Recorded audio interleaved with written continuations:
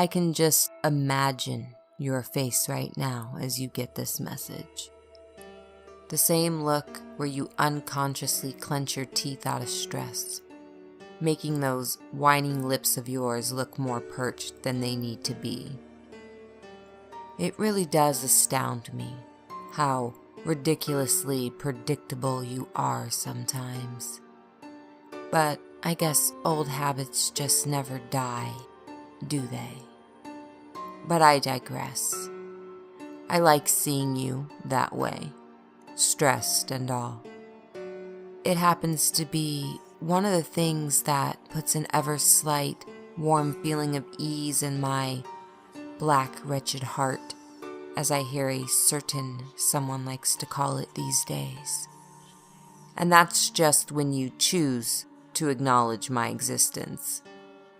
Ever since I left, you've been doing all you can to convince everyone that I don't even exist.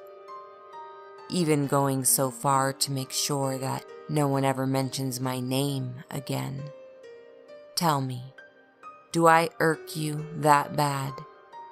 Do you despise me so much that you figured the only way to hurt me, or more like put an insignificant dent on me, was to absolutely discard the time that we had together, even though we both know that I was your first? Let me be extra clear on that. I was first. You can go spread whatever bullshit about me that you like, but I will not stand in second place to that pansy of a wife of yours. I will never understand why so many people would be so foolish to even consider her as the first. Her, a weak-willed, mindless footstool whose only purpose for being relevant was literally so you wouldn't be left fucking a goat. All of this happening after I left you, of course. And it's really funny because you were so determined of getting me back when I left. You just couldn't stand me saying no to you. You couldn't accept that I wasn't willing to be at your every beck and call. Hell, you even got 3 of your father's buddies to force me to come back to you, as if you owned me, like I was some property that you could claim anytime you wished. But even then, I still refused to come back. I didn't want you, and I didn't want anything to do with you.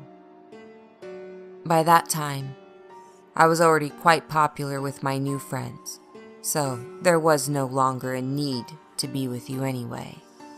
And even though my friends were of a different kind, I can assure you that each of them were more of a man than you'll ever be. Unlike you, they knew how to treat a woman. In fact, they were the first to ever treat me like a woman. They, too, were outcasts that refused to go along with the status quo. And with that, we bonded with deep intimacy on levels you would never understand. I was different then, but I was becoming one of them soon enough. We were prepared to be our own family, but your brute father and his 3 bastards weren't willing to accept that either, so they presented me with a choice. Return to your side as your wife, or watch my children die. Every single day. That was the moment. That had to be the exact moment where every bit of mercy that I had left for your pitiful being had vanished. All of these men constantly telling me what to do. I couldn't handle it any longer. The enraging hatred that I had for you, for anyone that felt they could exert their control over me, had consumed me like a roaring flame. It was to the point that I descended into violent fits like that of a madman. I screamed at the top of my lungs, telling the three to go fuck themselves. I cursed your father. I cursed his name in great defiance, knowing all too well he took your side, even though I was practically his daughter. I vowed that your children would have no peace for as long as I roam the nights. So long as your putrid blood ran through their veins, I would be there waiting to claim their lives. And if that meant the 100 of my own children falling to their deaths every day, then so be it. Besides, it ended up not being that much of a big problem after all, not at the rate that I was working. And I have you to thank for that, actually. You see, because you foolishly covered up my existence from everyone, or tried to, I might say. Most of your children never know to defend themselves, even when I'm standing right in front of them. Your daughters would never know that I was the reason for their miscarriages, or the silent deaths of their humble babies. They would never know I was there, laughing in delight as they cry their eyes out over their children's graves.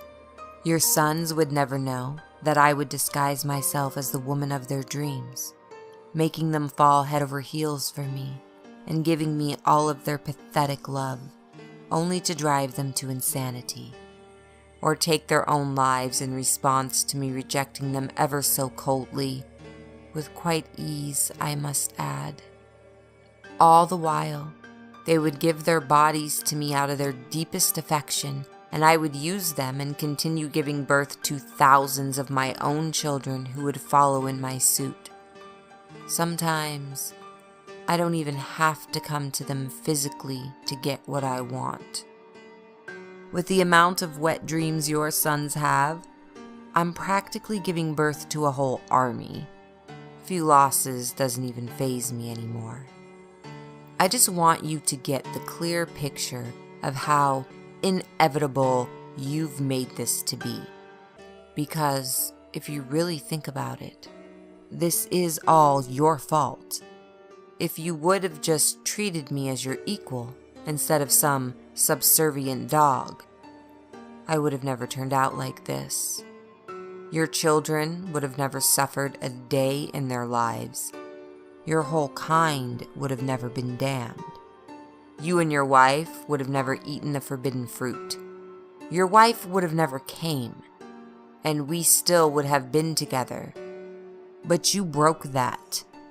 You broke that for everyone. That's why I can't give you any hopes of my work ending here. Oh no, you've thought too kind of me if you don't think I have another card waiting up my sleeve to dash out. All of your children have to die with you. None of them can be left behind. All of your traces have to be removed. I will not cease until I have each and every one of their skulls rotting in my clutches. I will paint this whole fucking world with their blood if I have to.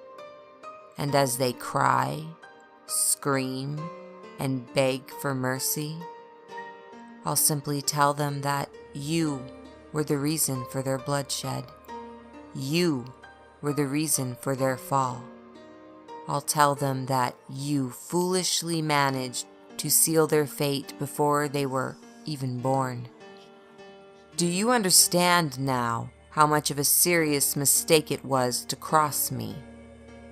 Because I can definitely tell you that everyone going down was always the plan, even since the beginning.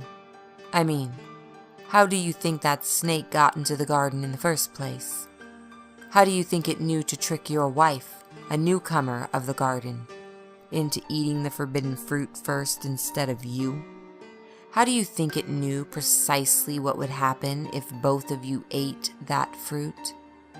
Who exactly did you think that snake was? Did you seriously think I was just gonna idly sit by and let you live out your happy ending unscathed? Now what type of story would that be? But don't you worry. I have no intention of letting this story go to waste. None of us do. And with the ending that we have in store for your children, oh, we're gonna go out with a huge bang. We're all excited, especially my beloved. I probably should have mentioned him earlier when I was talking about my group of friends because he was, in fact, their leader. And boy, a leader is only an understatement of what he's capable of. When he finally comes into power, and he will come into power, he'll have this whole world eating out of the palm of his hand, if he's not doing so already. He tends to play with your children like a deck of cards, so it's literally only a matter of time until they willingly give him a throne. And he has plans, great plans to deal with each and every one of your children. By that time, all of my dearest friends and children will be free to walk on the same ground as yours. We'll even be close enough to visit your own homes, and maybe even closer. And no, there's not going to be any barriers of any kind. There's not going to be a single law or force to protect you. There's not going to be any prayers, any blessings, or any rituals that you think will stop us. We will have our way, and not even your father will be able to do anything about it. We're very much looking forward to becoming well acquainted with all of you. We'll be like one big family. After all, isn't that what we are at the end of the day? You know, even after all we've been through, we never technically got a divorce. And what type of wife would I be if I didn't come home to take care of my loving husband? So don't you worry. I might have been away for a long time, and there might be a couple of things that have changed about me since we last met. But I promise you, after I finish my work, I'll be home soon once again, honey. I'll be home real soon. Sincerely your first wife, Lilith.